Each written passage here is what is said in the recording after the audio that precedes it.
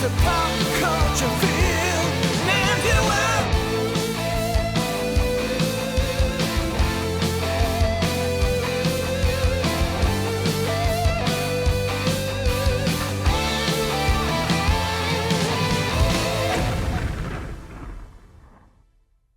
So tell me, Izzy, what kind of illegal things have you been arrested for? I mean, I got a ticket. You don't have to tell me. I got a ticket for driving with my lights out at night once. That's all. But that's all code talk, and you would only know that if you were in the drug trade. So, driving at night with your lights off is actually just all code talk for drug stuff. So. Yeah, drug smuggling, cocaine. Yeah, smuggling. Massive, yeah, smuggling if cocaine. You got, if it was a broken tail light, yeah. it would be meth. Meth, but yep. Since you said headlights, it's definitely a big cocaine smuggling. Yeah, so that's cool, man. Driving without windshield wipers means I was smuggling small Mexican dogs up from Chihuahua. So yeah. Okay. Perfect, it's really convoluted. Okay, so you're saying I can.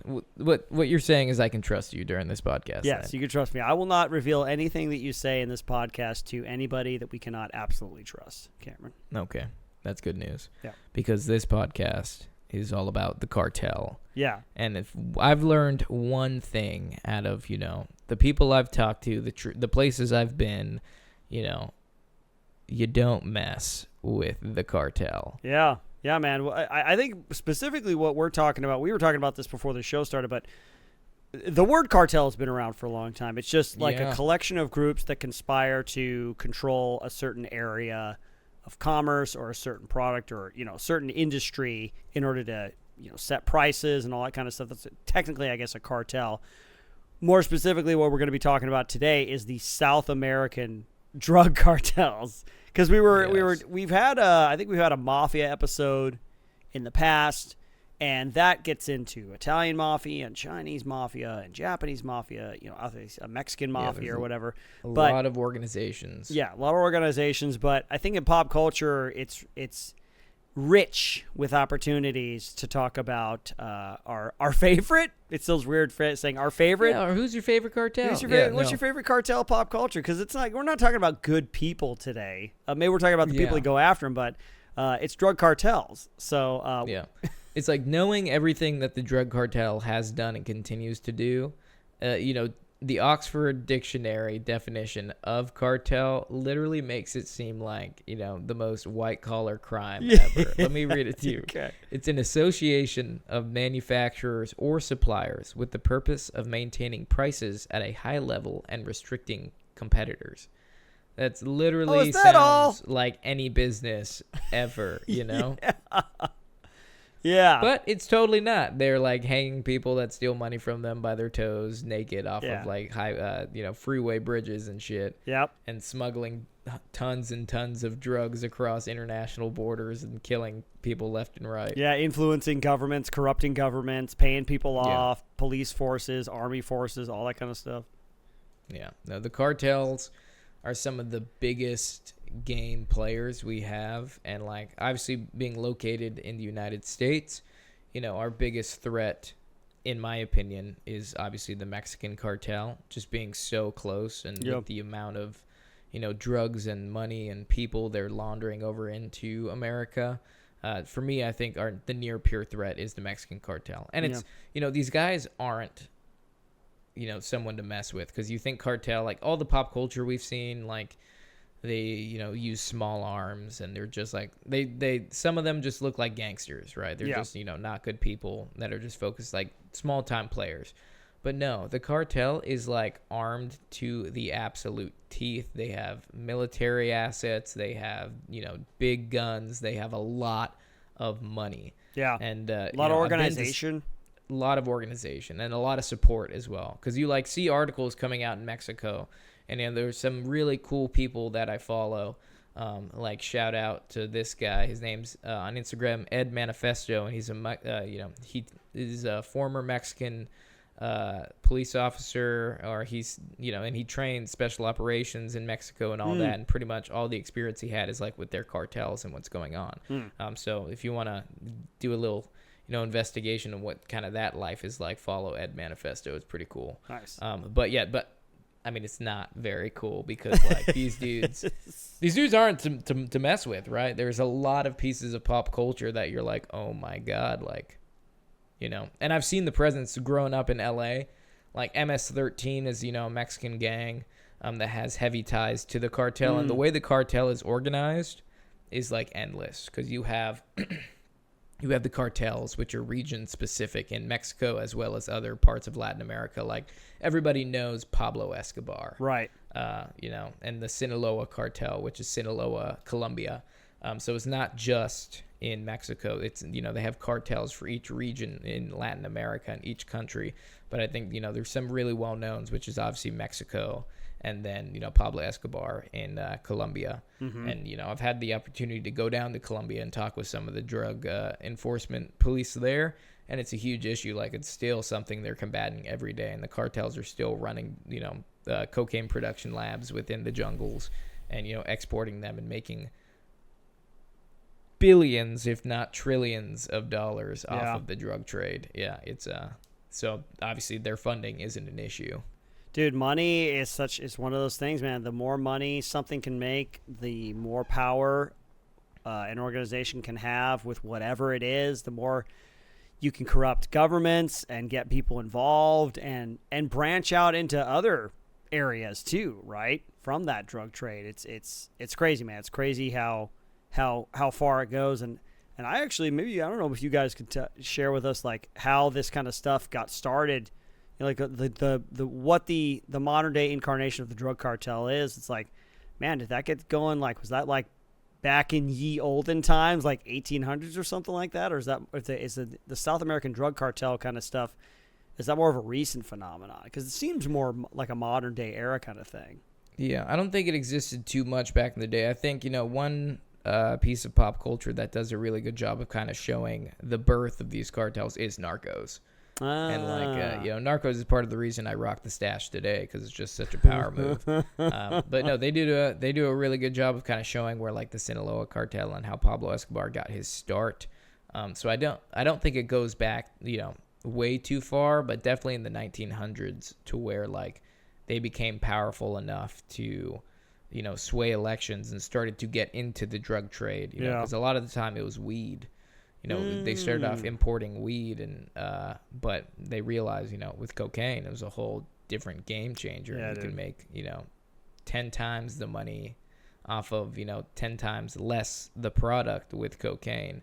Yeah. And, Narcos is probably one of my favorite pieces, especially on Netflix, because you got, like, the memes that came out of that show were legendary. Plus the actor that plays Pablo Escobar. Like anytime I think of Pablo Escobar, he does such a good job. He looks exactly like him. And also who plays the Mandalorian? Pedro Pascal. Yeah, Pedro Pascal also does an amazing job as like the CIA agent there, or the DEA agent. Is he like one of the main dudes? He is, in one of the Narcos. I think in the Colombian Narcos, he is like one of the main guys on the task force. Oh, okay. But it's an amazing show. I've watched it multiple times, and I tend to watch it only in Spanish because it's one way of really learning Spanish. It's really good. Yeah, because they all speak super clear. Muy poquito. Does that mean a little bit? Yeah. Yeah, no, I've been practicing. My fiance is fluent in Spanish. Oh, nice. And I've been down to Mexico a couple times, and when you go down there, you realize it's all cartel controlled. Like all the tourism's cartel controlled because that's where they have such low level. It's weird. Like I talked about the web of like hierarchy within the cartel. Uh-huh.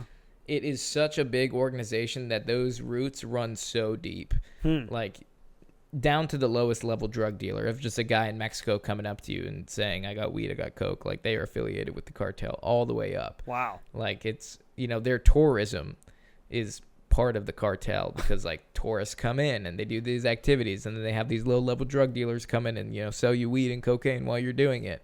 And it's like, it's just crazy because like you think like these countries run off tourism, but no, they also run off the drugs being sold due to the tourists in like these areas. Wow, man. Yeah. That's crazy. Yeah, it is the Cartel. I'm gonna say it like a billion times. If you turn this podcast into a drinking show where I'm like, hey, or a drinking game where I say the Cartel is nobody to mess with, you'll be plastered by the end of this podcast. I don't even think I realize how big we're talking about, because there's almost like a disconnection when you consume so much pop culture on a certain subject like this. That's just, if you are just talking about it like straight, it's all bad, man. It's so, like, the corruption and the death and the killings, all associated with the drugs, which are horrible, and getting shipped into the United States. Like, we watch all these movies and TV shows about it, play video games, but it's like, I think it's one of those things that doesn't quite hit you of like just what a big problem it is. It's only, I think it's maybe loosely associated, but I saw more recently The Sound of Freedom. Have you heard of it? Oh yeah, how is that? Yeah, it's brutal, man. It's rough because it's based on a true good? story. Yeah, it's good. It's a well-made film too, but it's basically based on a true story about Tim Ballard, who used to work for. I've been following Tim for a long time. Oh, you have? Yeah, with Operation Underground Railroad. Yeah, Operation Underground Railroad. Yeah, I've been that's following right. him for a couple of years now, so I'm glad his stories came out, because that guy's a really good guy, and he's been doing a lot of good work. Well, his story is well told in the movie. I highly encourage everyone listening to this to find it, go out and look for it. There was even a special message at the end of the movie during the credits. Jim Caviezel comes on, and he says, hey, if you could pay it forward and buy some tickets for some people to go see this movie, because it's being independently distributed, trying to get out there to as many theaters as possible. But it's an uphill battle, because it's basically Tim Ballard's story about how he got involved and started Operation Underground Railroad and did undercover work, stopping child sex trafficking. Yeah. And just what it's a $1.5 billion a year industry. Like, we're just talking about the kid, like the child sex trafficking part. It's disgusting. And he talked about, I listened to an interview with him and Jim Caviezel, Tim Ballard and Jim Caviezel together, just talking about how he got going with it and what inspired him and the stuff that he has seen in his life. Man, you just would not believe it. I think that's probably why it's so hard to get that kind of movie in particular out in the world, because people just don't want to believe that kind of evil exists. Yeah. Also, I'm a firm believer that the reason that movie's not being distributed like it should be, like a big production, because like you have big names involved in it. Like, isn't Mel Gibson like directing and producing it? No, it's this is something different. I think you might be thinking of the Passion movies. Passion of the Christ. Oh no, I'm positive. Really? That Mel Gibson is literally involved. Oh, okay. I I didn't know. I know that Glenn Beck. They talk about Glenn Beck kind of helping out with Underground Railroad, I think, but. Operation Underground Railroad, but no, I had not heard Mel Gibson's name in relation to him, even though I know, of course, they are good friends from doing the Passion of the Christ movie, and they're doing another one too. But that's off topic. Mel Gibson is the executive producer. Oh, for the okay, release, there you go. and he endorses it. The credits go at the end of the movie, and there's like 15 different executive producers, so they must have got a lot of private parties interested to finance the movie. What blew my mind is, like, you have a movie with such a strong message that was like sounding like you obviously liked it. So was it well done for their budget? Yep. Yeah, a movie like this with such a good message that is done so professionally, that's being kept from the public eye. I think it's absolutely just because there's people within large Hollywood that know this is happening and are protecting this. So the second the second awareness is being driven, that's when the kind of gloves come off, and it becomes kind of a danger to them, because someone's gonna be like, what are you doing? Because obviously people know. So I definitely think there's a couple Hollywood higher ups that are definitely involved in this type of stuff. Absolutely. And want it to keep going, and that's why there's people have to go through the back door in order to put this out there. Yeah, man. I mean, they even say in the credits, kind of the after credits, little fact blurbs, United States is one of the biggest destinations for child sex trafficking in the world. It's so sad to it is super sad to think that that's true. But anyway, it's all. I'm sure the cartel's got a hand in that kind of stuff. Anyway, sure. But. In terms of pop culture stuff, in addition, one of the reasons why I wanted to do this episode, and by the way, this was a suggestion from a fan as well. I can't find the email, but you know who you are, so thank you for the suggestion. Doing Cartels. I don't know if it was like through Discord or maybe a DM in Instagram, but somebody suggested this for an episode, and so thank you. But we just finished Ghost Recon Wildlands on my live stream, and it was basically it's Bolivia, and there's a guy El Sueño. He's the leader. He's trying to create the state of Santa Blanca, but he's the main bad guy, and you basically are like a 4-man ghost team working for a high-level CIA agent named Karen, who go in to try to destabilize. Karen. Yes, she's the ultimate problem creator. Codename Karen. Codename Karen. And anyway, good open world game, lots of fun. I broke into Breakpoint a little bit after that as well. But Ghost Recon Wildlands, super cool. Open world, do anything you want. You have different types of missions you can do. You can help out Pakatari and the rebels, and you can go after. You have to start at the lower end of the network that he has. There's this whole map of all the people that are connected to El Sueño. And you got to start taking them out one by one, and doing different missions like that. You can steal cars and motorcycles and helicopters and build up your dudes. It's a cool action RPG open world stuff. Legendary in the gaming community, I think. And maybe not so much Breakpoint. People say the Breakpoint is not as good, or at least it wasn't as good when it first came out. Now they say it had a lot of DLC and a lot of development, so I'm looking forward to playing that one as well. But Ghost Recon Wildlands, really fun. I guess Bolivia wasn't a big fan of the game when it came out because they're like, really? Our country is not like this. We're a good country.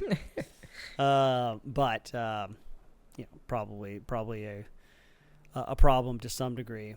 It's weird though when you think about a country like that, or maybe Afghanistan, where like cocaine, like the coca fields or the opium stuff over in Afghanistan, where it's like a part of somebody's livelihood, you know, and then you try to come in and you're like, oh, by the way, you need to stop doing this because it's bad. You should grow like soy or corn. I can see how that might be a problem for somebody that's not known anything different. Yeah, man, it's kind of crazy because like when I was spending some time in Colombia, like, you know, you think all the legislation in the world would be totally up against these dudes to keep them from, you know, obviously populating the world with 90% of the cocaine trade. Because Colombia is responsible for 90% of the cocaine 90%? In the world. 90%.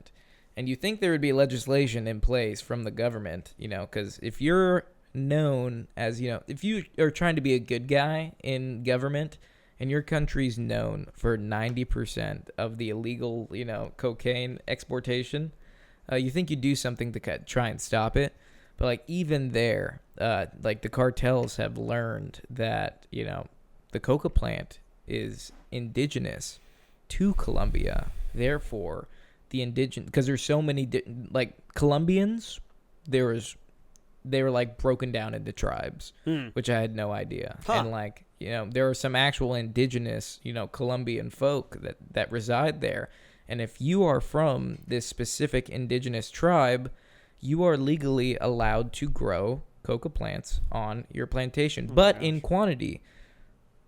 Second, but they are so smart that they figured out that the cartel can literally just group these indigenous people together and attach their lands close to each other to be able to build entire cocaine plantations on legally, because, like, say you have like 4 plots of land, and in that corner where all 4 meet, they will grow the plantation, and they will say, this section is Juan's quantity that's legal, this section is Ricardo's, and, like, you know, so they can do it completely legally, and they can grow these coca plants. Wow. Yeah, so they're, you know, the cartel are no one to mess with. Take a drink. Yeah, because they're smart. They are businessmen. Businessmen first and foremost, and they know their product and they know the legislation better than anybody. So they can literally grow this stuff legally, and then the rest is behind closed doors. But like they're able to do they're able to do the manufacturing legally. But it's when you get to the, you know, obviously taking the coca plant and building, you know, coca plant is harmless if it's just built, but until you know, you start building that stuff in all the cocaine labs, then it becomes a huge problem. Those are obviously done in the jungle legally. That's what they're coming after. But you think it'd be easy just to stop growing coca plants and end the problem there, but they can't. Have I told you? Have I told you my crazy Pacific Northwest probably drug grower incident? Dude, you're full of stories, man. Yeah, tell me. Yeah. No, what is that? We were doing this training op called the Movement to Contact, where literally movement to contact, you walk all night. You walk all night. It's like a 2 or 3 day exercise, and you walk all night, make a patrol base, hit a target, pack up, sleep a little bit, walk some more, and you end up walking like 20 miles over the night of just like hitting targets after targets after. You're literally moving to contact. So one time we did this exercise and it ended with like these nuclear silos like an hour or two away from Fort Lewis, where we did like this giant raid on this like nuclear facility. Nice. But like along the way we hit like these objectives. So one time we were walking and you just get dropped off middle of nowhere, middle of the Pacific Northwest, like just in the trees. Like we were backwoods just walking, and obviously we just have all our blank gun. Like we have guns, but they're all blanks. And we have some smoke grenades and some flashbangs, but that's pretty much the most lethal thing we have. I mean, some dudes have knives, but they're for opening MREs. But yeah, we were walking and it was pitch dark, and we're all moving down this little road. It was like a dirt road. It wasn't a real official road that we found. It was on the map, but like obviously when you're walking that far, you're not going to break brush the entire time. So we're walking along this road. I remember I'm wearing my nods and we're walking along, and I see like this tiny light in the distance, and it turns out to be this house just tucked. Like we've been walking for hours and haven't seen anything, and we just come across this house in the middle of nowhere, and it's got like its porch light on, and we like stop because literally somebody ran into this like cable that was crossing the road, and like attached to the cable was all these bells. And like it was basically a tripwire to like, and it was an early warning system. Warning device. Oh my gosh. It was literally like a made early warning system, and it like made a bunch of noise, and that's when like we saw the house lights like flicker on.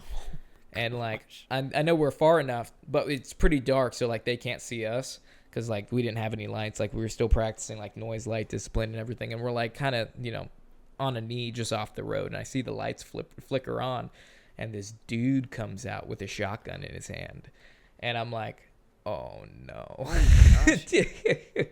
We totally stumbled across this like illegal growery type back road type of setup.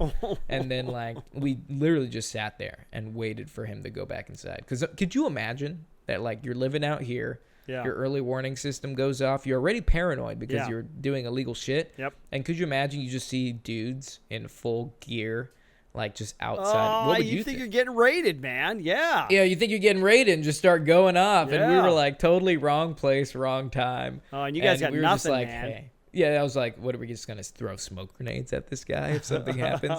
So like the second he goes back inside, we all just start beating feet like down this road. And there's a platoon of us. So it takes some time. But like all I remember thinking is like, God, this is the worst. I was like, please don't shoot me. I don't want to be the guy that dies from a crazy dude during training, just in the wrong place at the wrong time.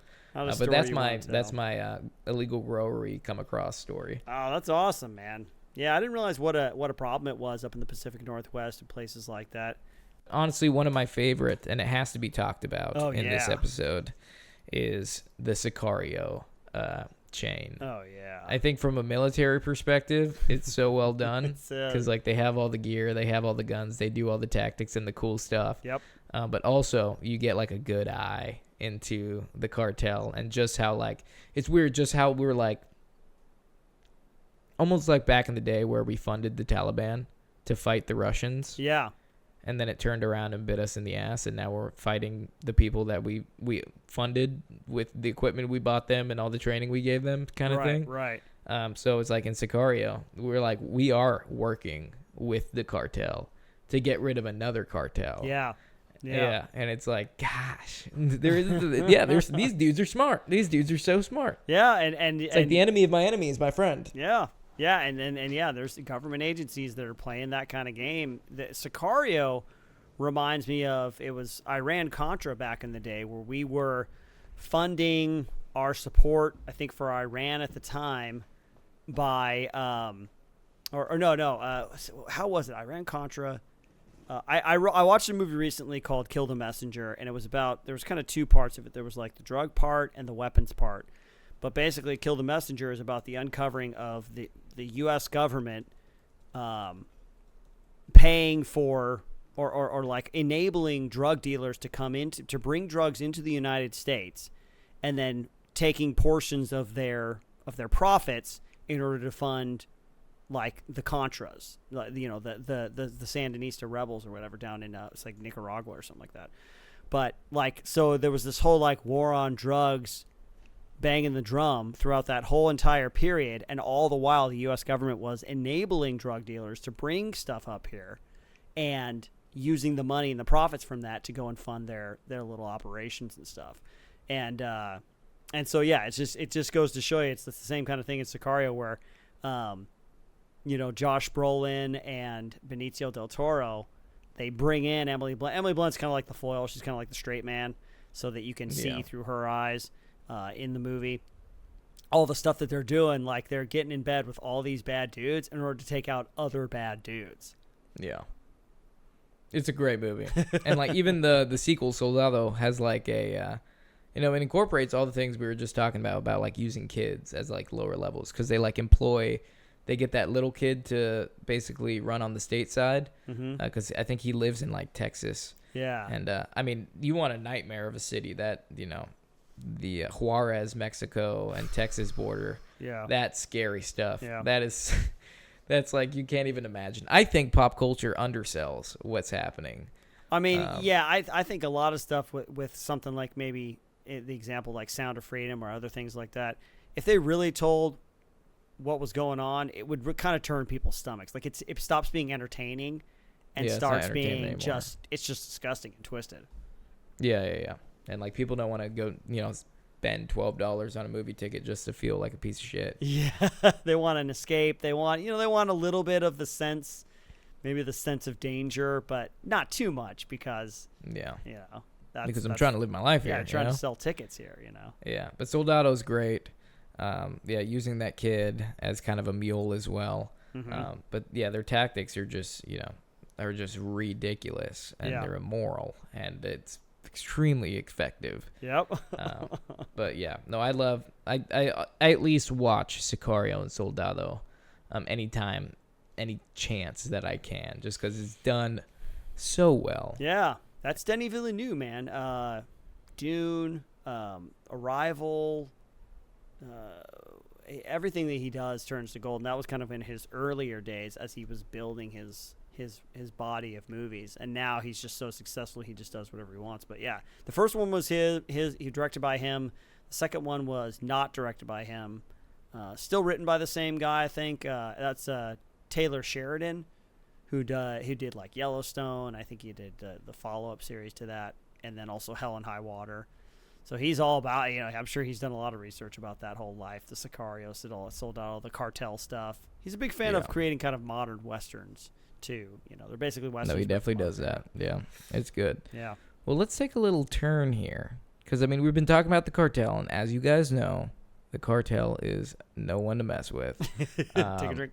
But you know, we know they traffic people, and we know they sell a lot of drugs. And on the topic of drugs, I see, Izzy, that you've put here a bunch of pop culture fake drugs. So what is the obsession here, my friend? I just think it's funny because in a lot of movies, they will have fake drugs. And so I kind of did a little bit of research and compiled a list of the top fictional movie drugs from sci-fi, and but mostly from sci-fi movies and television shows. So I just think it's pretty interesting. Everybody knows that when it comes to video game drugs, they're actually good, because the video games drugs are what you inject yourself with. They give you hit points back. And they there's give you no magic back. Yep. Yeah. There's no side effects except in. There's no side effects. There's no repercussions. Yep. In the Fallout series, that's one of the few series where they actually you can get addicted to drugs, and there are negative side effects to not getting cured of that addiction of drugs. But I just have a few here that I wanted to mention that some of them might be cool if they existed. Definitely, I don't think they would be cool if they existed. I'm glad they don't. But the top one is Temp V, man, from The Boys. Oh, is that your top one? That's my top one because It gives we you all superpowers. wish, yeah, this one and then another one we could talk about, but the NZT-48 from Limitless, like I guarantee you that would be a big problem, man, if this was available. Modified version of Compound V, which is, as it's revealed in the series, is what they have experimented on and given to people as babies to give them superpowers. So it's not like a natural thing that you're born with. It's actually an underground government experiment, or also perpetrated by Vought Industries. But it basically, if you inject it, good possibility you're going to get superpowers for 24 hours. You don't know what they're going to be, and also because it's not a completely stable substance, it eventually, after about 3 to 5 doses, it does become lethal. You grow tumors, and it makes you nauseous afterwards, muscle spasm, migraines, nausea, that kind of stuff. And so one of the characters after the 3rd season is up, that he has Billy Butcher, he's got a limited time on his life because he's taken it like 3 or 4 times. Yeah. And he just can't stop, I mean, would you take the Temp V? Dude, I don't think I would. That? I don't think I would because I'd be too afraid of something happening to me, or because you don't know what superpower you're going to get. There was also one, what was the other one? The Netflix movie with Jamie Foxx, where you could bust this thing, and it was like you could get powers, but then you don't know what they would be, and that it could also be lethal. It was like Limitless or Power. Power Project. The Power Project. Power Project. Yeah. Project Power. Project Power. There it is. Yeah. Kind of a cool concept. It's like an underground drug. Same thing like Temp V. Yeah, but there's he's a part of, I think he's even a part of a police unit that's specifically formulated to go after this drug particular. And then he gets involved, like Joseph Gordon-Levitt. He's another officer, and pretty good, pretty well done movie. Not the best story, but kind of like Temp V. It's one of those things. Cameron, would you take Temp V? I've thought about this. I don't think I would, man. Yeah. I mean, just because you don't know what you're gonna get. So and I know, I don't know. I'm gonna go ahead and say hard no. Okay. Just because, like you said, you don't know what you're gonna get. So you could either get an amazing superpower, or you can end up like that one guy that can just elongate his penis really far. Yeah. And wrap it around people's necks. Yep. But I feel like if I got a superpower, regardless, you feel amazing on it. Like even Huey's superpower, where he just becomes invisible. He becomes invisible. Well, can he? No, he can teleport. He can teleport places, but he can't. His clothes don't go with him. Yeah, they don't stay. Yeah, and to me, that's not the coolest superpower ever. Yeah, Bob Butcher's superpower is pretty cool with the laser eyes and everything. He basically becomes like a mini version of Homelander. He's got superhuman strength. He's got laser eyes. Yeah. So. But to me, I don't think I would take it because even if I did get a really cool power, that type of feeling isn't one that you can just have once. I know myself. I have an addictive personality, okay? If I find something that I enjoy, I'm going to use it recreationally. And, and knowing that taking it 3 or 4 times is lethal and is going to kill me, I don't think that's worth it. So I would rather just, try to be a super dad. Yeah, try to just be a super moral person. Just try to be super at everything I did in a very normal way. But yeah, no, I wouldn't take it just because I know trying to chase that dragon. A lot of people say you can't do meth just once. It's it feels so good that you need to keep doing it. And anything, because you look at crack addicts, you look at meth addicts, and they've given up their entire lives just trying to chase this feeling. Yep. And, to me, that must mean like that drug is so good.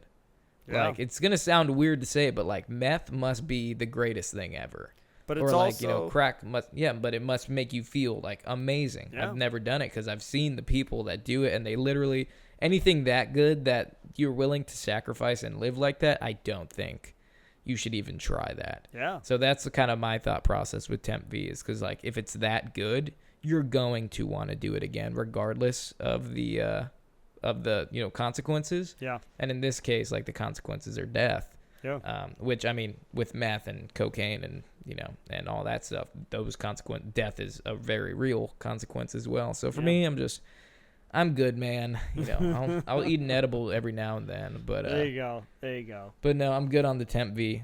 I would do the NZT48 though from Limitless. Yeah, I think I mean that one, you talk about an addiction, man. Like to have that kind of access to your mental faculties, to be that smart, unshackle, and to unloaded, use your brain capacity, And but then like I think you'd find a way. I haven't seen the movie, and there was even a TV show I think based off of the same concept, but withdrawals, blackouts, and worse. I mean, I think oh dude, just like it's coming down off of that and losing your capacity and knowing how capable you are when you're on it. Oh God, I can't imagine the addiction, man. That's a terrible feeling. I mean, people are kind of already trying to do that now with like all these, practices of like how to, speed up your productivity and how to feel good. Like to me, like, how cold plunges are super big, like sauning's really big. Anything to make you think more clearly. Yeah. Like everybody's hopping on that train. Yeah. At a small scale. So if there was literally a drug that could solve everything, that could unlock your potential to what people are spending thousands of dollars right now just to, feel like they're doing that. I mean, I love cold plunging. It makes me feel great, and that's why I do it. But could you imagine, like, how much you would be doing, NZT48 if it totally unlocked all your potential and, like, that was the only way you can get anywhere? Yeah. Like, that would go south quick. Now, let me say this, though. I recently took... this is going to sound really pretentious. I recently took an apothecary class for like natural remedies. And I'm telling you, man, some of that stuff, it's all just plant-based. You just make it out of some oils and some plants. You put it all together in certain measurements and mixtures. And I'm telling you, man, it's really effective. I just started taking we did a couple things. We made like a poultice, like an anti-inflammatory poultice, which is like a little mush that kind of rub on sore part or something.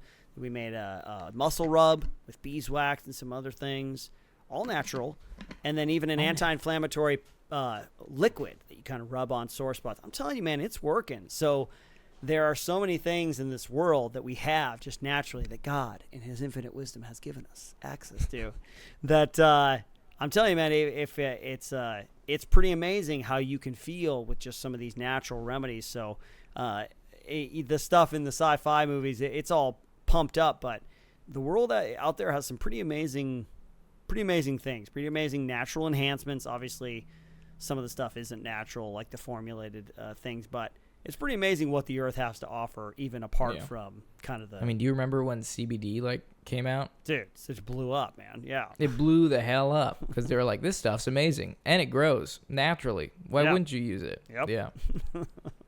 Yeah, it's just a matter of time before someone's exploring the Amazon and comes across, like, some random plant that they... Okay, first of all, this... I've always thought this. Just because, like, back in tribes would just smoke, So how do you think, like, marijuana came to be? Like, do you know how many people died just, like, smoking poison ivy? They're just looking for something to smoke until they got to the right try plant. putting that in your peace pipe, Quam. And it's like, oh, okay. And then he just dies. But imagine they're like, oh, my God, you need to try this. Like, how do you find these plants, it's kind of the same argument, like, who was the first person to discover milk? Like, how much of a sick bastard must have that been? Yeah. Oh, see, I'm gonna get suck on its teat. He's like, oh my God, look at those udders. Let me just, stuff's coming out of it. Let me taste it. Drink it. That's I always think about that. But yeah, no, you're absolutely right. There's a lot of natural stuff out there that's really good. Like mushrooms are on like a huge kick right now. Yeah. Like mushroom supplements. Yep. I'm not talking like magic mushrooms to make you trip. But yeah, I see him on Joe Rogan all the time. I keep getting populated ads on my feed for like these mushroom supplements, and everyone's like, "Oh, I love these." Yeah. No, I mean, but even the microdosing of psychoactive substances like mushrooms is becoming more and more legitimized. There's more research being done on it to actually help people with different conditions. You know, I got a buddy that is a big believer in microdosing stuff because he deals with like ADHD and so yeah, there's a lot of research coming out on that stuff about microdosing and how it's actually proven to like treat PTSD and help with symptoms and all that. Man. I haven't done it. Would you do that? I would totally do it, man. Yeah. Yeah. I would, because it's if it's done in a controlled way, and you can't do it for recreation. It's not a recreational thing. It's like you're saying, dude's dealing with depression, anxiety, PTSD. If there's just something that you can just take, and it helps regulate the chemicals in your brain, because that's what we're talking about with these kinds of things. Yeah. Absolutely. You don't have to take any you don't have to go and like pay hundreds of dollars for such and such thing created by Pfizer or some other large corporation, big pharma thing. It's just like something that just naturally grows, and you just got to go, you got to find somebody that's responsible that can administer it to you. I'm totally about that, man. I'm all about natural remedies more so than I ever have been, because it's just stuff that just grows out in the world. Sometimes out here in California, just out in the bushes, and if you know what to look for, and so I think it's a total gift, man. Well, that's cool, man. Yeah, I think I'd do it as well. Yeah, but I am scared of what I will see. But anyways, now, I think. Oh, go for it. Nope. I mean, like the next one is from one of my favorite sci-fi universes, the Dune universe. It's the spice melange, which is the most valuable substance in the entire universe within this series. Spice. And it only grows. It only happens on one planet, and that's that's Dune. That's Arrakis. They call Dune the planet of Arrakis, and it becomes the center of, all the conflict, which is basically just like a sit-in for oil, because that was around the time when it was written. And maybe there's some. It's where they get the inspiration of the Mongolian desert worms or some Mongolian death worms. Mongolian death worms. It's because they got these huge worms that are partially responsible. I think they have something to do with the creation of the spice. But it extends life, gives you energy, keeps you young. It heightens your senses, expands your consciousness. There are even, I forget if they do it in the newer version, the Denis Villeneuve version, but in the 80s version, which I like. I don't care what anybody says. I love that version.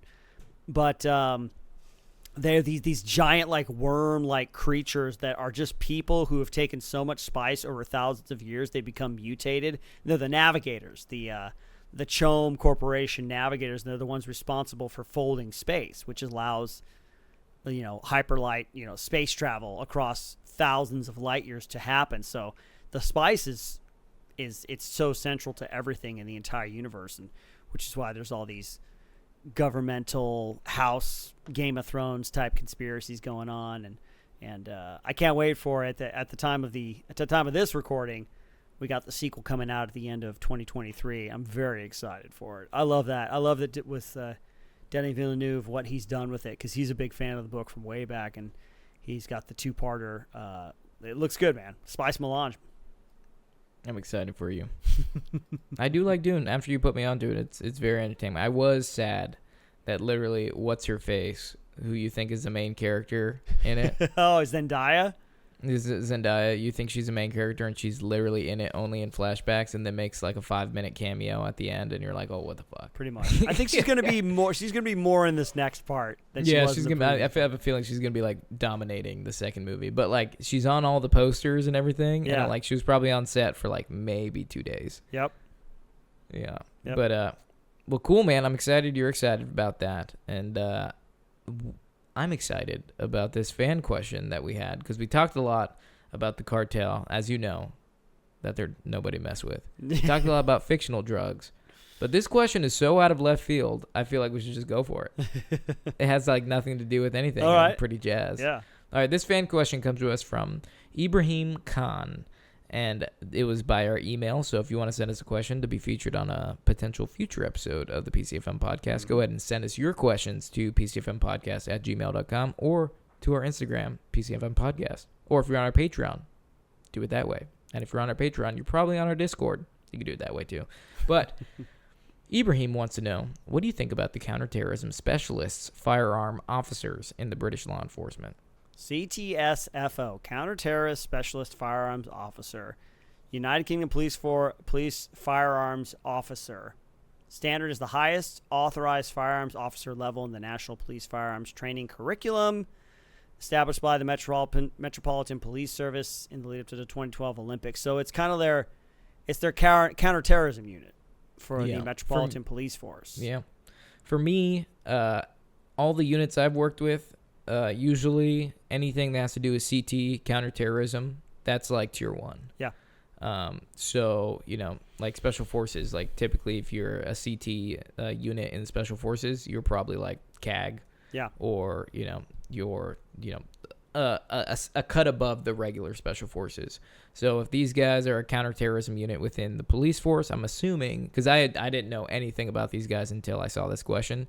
But looking into them and that link and doing a little research, I would assume. Plus, the Brits are very good at what they do. Yeah, we know the SBS, we know the SAS, we know all these UK Special Forces units, and even their paras and commandos as a tier 2 unit are absolutely amazing.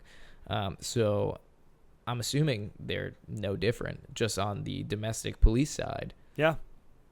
I don't have any experience with them. Either, but from what I've read, they're top dogs, man. It looks like they really put a lot of work into what they do. It's interesting, the hierarchy of armed response units in England, because they're very restrictive on their gun laws there. Regular police, like street constables, don't even carry guns. Just regular beat cops. They don't carry guns. Yeah, which is very different from here in the United States. But so apparently it's very hard to move up and to actually get to this armed response type units. So obviously if you're on this team, man, you're something special. You're tier 1. Something special. Yeah. Yeah, they do a lot of cross training too with active UKSF. So nice. I'm assuming they're probably not on the same training schedule as them, but if they're cross training with them, then people believe that they have the same capabilities and the same tactics and prowess. So for me, the CTSFO is cool. I like them. Yeah. I can't wait to one day meet them. Yeah, I would like to meet them as well. Yes. So Ibrahim, I hope that answered your question, my friend. I hope it did as well. And as we come to a close of this episode, just as we always do on every episode of the Pop Culture Field Manual podcast, we play a game. And since I can't see it... Oh, no, I'm sorry. And since I can see it, that is me. I am the game master, Izzy. And this game is perfect for Izzy because it's what Chris wrote here, so it must be true. That's Chris's words, not mine. This game is called Putting the Horse Before the Cartel. I'm going to say the nickname or street name for a drug, and you tell me the drug's proper or legal, I guess, name. Disclaimer, in case anyone is an idiot, drugs are bad, especially 93% of the ones on this list. There you go. Lesson to all you kids out there and some of you adults. Yeah, don't do drugs, kids. So you give me the name of a drug and I give you its official name? Yeah, so I'm going to give you like a slang term for a street name of like a drug, and you're just going to tell me what that drug's actual name is. So pretty straightforward, but there is a lot of drugs out there, so I hope you're ready. All right, I'm ready for drugs. And I'll tell you, Chris, some of these nicknames I've never heard any of them. So this is gonna be fun. And I've tried a lot of drugs. I have not, so I think I'm in trouble, man. I'm kidding. I haven't tried a lot of drugs, but I am a big proponent of rap music, so I've heard a lot of nicknames. Yeah. So it's not a stereotype, man. Drugs are all over that rap scene. I think it's more about glamour and having the bling now, but it used to be about drugs. It used to be, but it's still about the drugs. Yep. The drugs give you power. Are you ready? Yes. All right, first one, no warm-up, K-Pin. K-Pin? K-Pin. K-Pin. K-Pin. Is this a pharmaceutical type drug? I don't know. Like I said, I have no idea what this one is. K-Pin. K-Pin. K-Pin. K. K-Pin. but it's got a K K in it. dash P-I-N. K-pin. Dude. I mean, I think it sounds like Klonopin, but I don't think that's like that's a pharmaceutical thing. I don't know if many people are addicted to that. Don't ask me how I know what Klonopin is. But I want to ask my wife. My wife might know. She's done a lot of drugs. No phone of friends. All no right. No phone of spouse. I'm going to Just say go with it, dude. Klonopin, even though I don't think that's the answer. It's the only one I got. You are correct. It is Klonopin. It is Klonopin? Oh, my Good gosh. for you, man. So how do you know what Klonopin is? I have had encounters with people that we're having a hard time with that one. Oh, okay. Yeah. So. Yeah, it's like a anti-panic attack. Like it's an antidepressant kind of thing, right? Yeah. So. Yeah, okay. Well, you got it right, so thank those people that were having a hard time. I will. That will be the one positive thing that came out of their struggle. Yeah, right? Oh, thanks. You helped me out in the game. Yeah, I hope you're okay. I hope you're doing better. Yeah.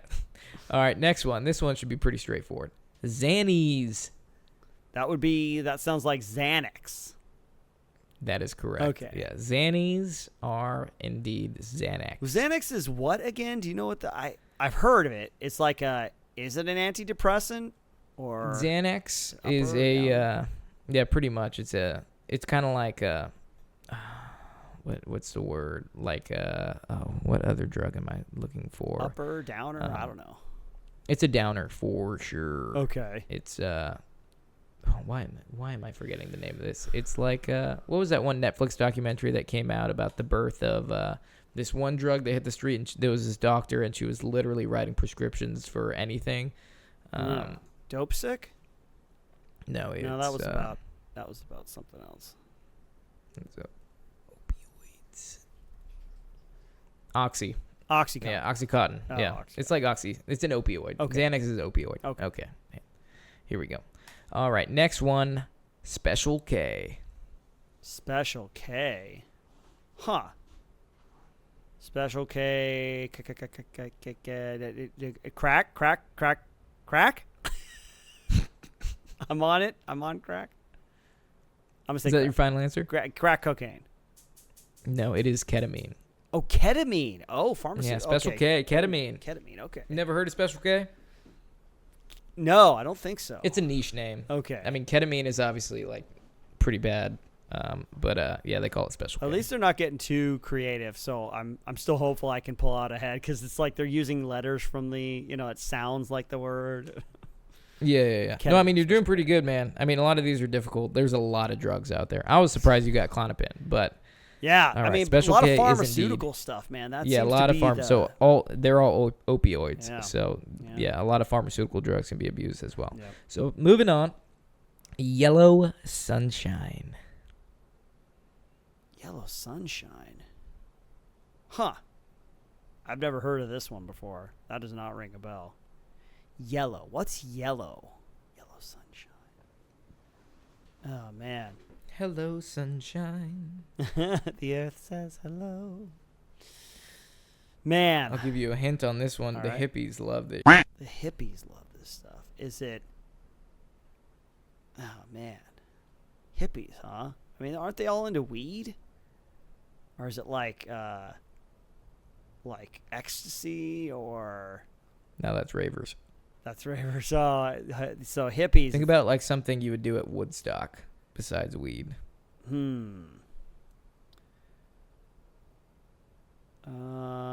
What's that? What's the Chasing the Dragon one? No, that's Opium? heroin. That's heroin. Yeah. I'll give you another street name of this drug. It's called a tab. Tab. I don't know. You Yeah. even just did it. You literally just. I know. You literally just. But did that's it. Yeah. ecstasy. I thought that was like ecstasy. No, think about something that comes in sheets. Comes in sheets. Oh, acid. It's LSD. LSD. But yeah. Okay, is that still correct? LSD. Is I acid mean, LSD? acid isn't the same. It's not the same as LSD, different chemical compound, but pretty much gives you similar effects. You don't have to give it to me. LSD. It's okay, I'm not going to give it to you. That's a classic one. What's his name? Yellow Sunshine is LSD. LSD. Yellow Sunshine. All right. Yeah. Learn So when something someone new. says like I was tabbed out, Tabbed that means because the LSD comes in a little tab. Okay. Yeah. All right. Moving on. Boomers.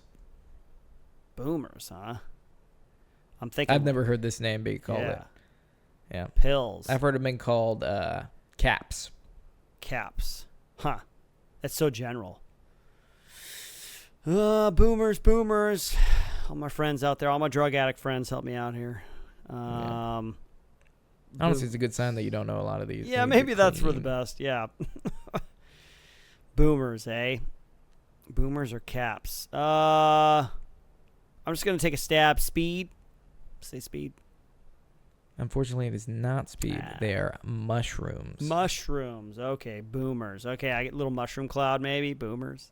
Maybe. I hear them called caps a lot. Yeah. It's like mushroom cap. Mushroom cap. Gotcha. Yeah, so caps. Yeah. Okay. Not bad. We got a long list here, so we're just going to knock them out, okay? All right, next one. Stardust. Stardust. Man, is that to cocaine?